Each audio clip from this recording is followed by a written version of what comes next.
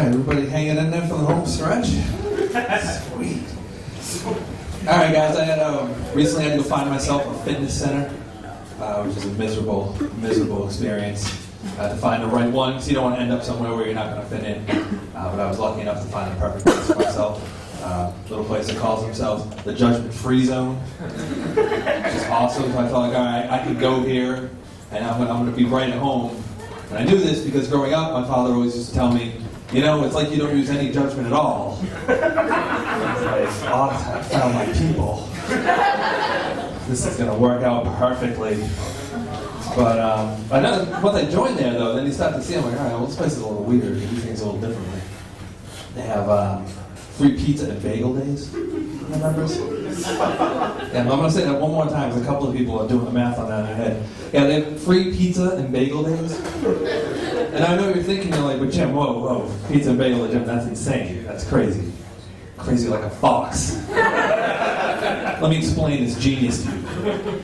They give pizza and bagels to people who are working out, which means they're sending their clientele home in worse shape than they showed up in. This is brilliance. This is not open bar and AA meeting brilliance. Or an all-you-can-eat buffet at a Jenny Craig store brilliance. But they're on their way. They are pioneers. So I thought, oh my God, this place is a little weird, so I thought I almost had an out the other day. I thought I found a piece of physical fitness equipment that would allow me to not go to the gym. I could do everything at home. That's right, because they put all the good stuff on at 1 in the morning. They called it the rack. They said I could do 100 exercises, but I could do a full body exercise. They said I would look like this dude who had 67 abs. Where do I see this? And I'm going to sign up. Rack looks an awful lot like this, but with 2 handles. That's not a rack, that's a walker.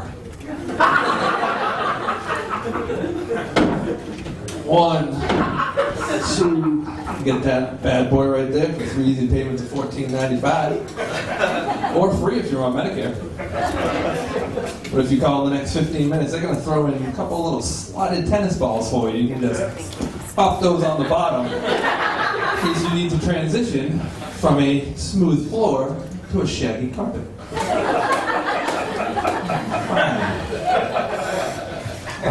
Guys, true story. This happened to me recently. I was out with a friend. My friend needed some condoms, so we stopped at a gas station because I hang out with very classy people, and that's where they buy their condoms. So we walk, we're waiting in line, and my friend has the condoms in his hand, and there's a couple people in front of him, an old lady, and this guy right in front of us looks at us and he's like, condoms are for pussies. Like, all right, guy in line that I have not met, but apparently we have a connection where we feel we can be very honest with each other. With that in mind, then, I said, well, don't you want to be safe when you have sex with whatever it is you talk into having sex with you?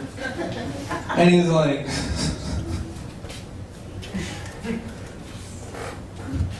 you can't get AIDS twice.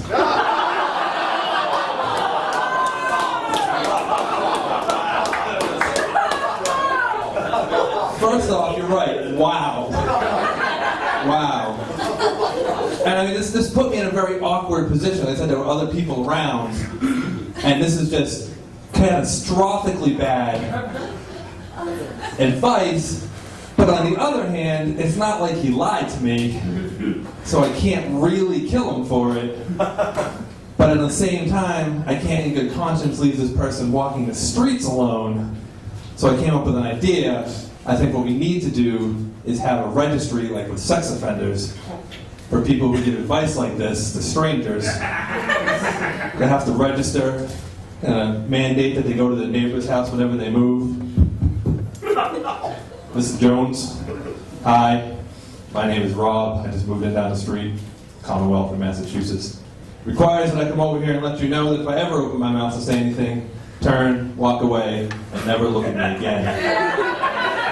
I think that's the only way we can handle this fellow. What else? Saw the news recently. I think a lot of people miss this story because of Navy SEAL teams and all that. But I watch out for the important news to keep everyone else informed. A man in Ohio has gone and realized his life dream. 26 years. This is a very uplifting story.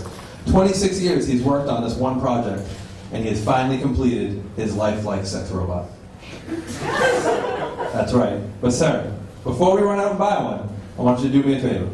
I want you to keep in mind that this was built by a guy who spent 26 years by himself building a sex robot.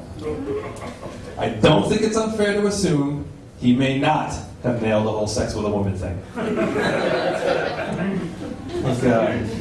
Exactly. I think somewhere right now there's some guy in Cleveland reading the instructions. He's like,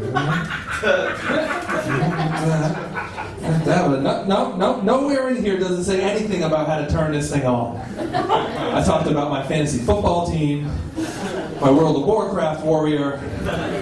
This thing hasn't even beeped once. And I don't understand why they sent me with extra pieces. Can someone please explain to me what the hell's a vagina?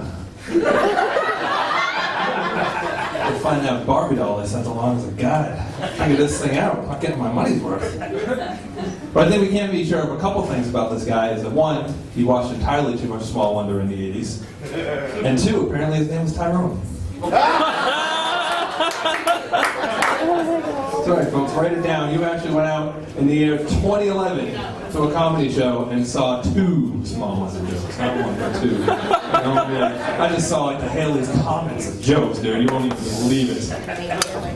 Only if Haley's Comment came along twice in a row, in case you didn't get enough the first time. But one thing about this that I would like to meet someone that bought one of these, because I personally think that I need to know if he still roofies it out of habit, or if he's moved on. Sorry, let that sit for a second. I'll let it hang. But I did some reading on this because who would read up further to be informed? And it said on their website that this will do anything that a regular guy could want it to do in bed. Which is great, except for now apparently that means that I'm a pervert. Because when I'm getting down to it, there's a couple things that I expect. Like breathing. Maybe a blink, some kind of facial expression change, possibly in the eye area. I don't know. I'm not that picky, really. A pulse would be nice. Oh boy. Hey, anyone here watch the Food Network? Yeah. 3 people like woo, and the rest of you are just gonna sit there and lie right to my face. Everybody watches the Food Network. I don't like the Food Network, and I still find myself watching it. Anyways, there's a show on it called Throwdown with Bobby Flay. The 3 people telling the truth. Seen this one? Yep. All right. So for the rest of you liars, the gist of the story is that they take this Iron Chef, who's like one of the top 2% chefs in the world, and they send him around to these small mom and pop restaurants, and then he learns their specialty, and then he challenges them to make it better than he does. What a dick. They get these poor people thinking they're going to get some great exposure on a major cable network, and then here comes this ass clown this week on Throwdown with Bobby Flay. This father and son team tries to carry on generations of tradition by stuffing their cherished family secrets into their signature dish. The same dish I'm going to learn to make better in just 5 minutes. But tune in next week when I show the father how to please his old lady better than he ever has by stuffing my cherished family secret into her signature dish. All right, thanks a lot, everybody.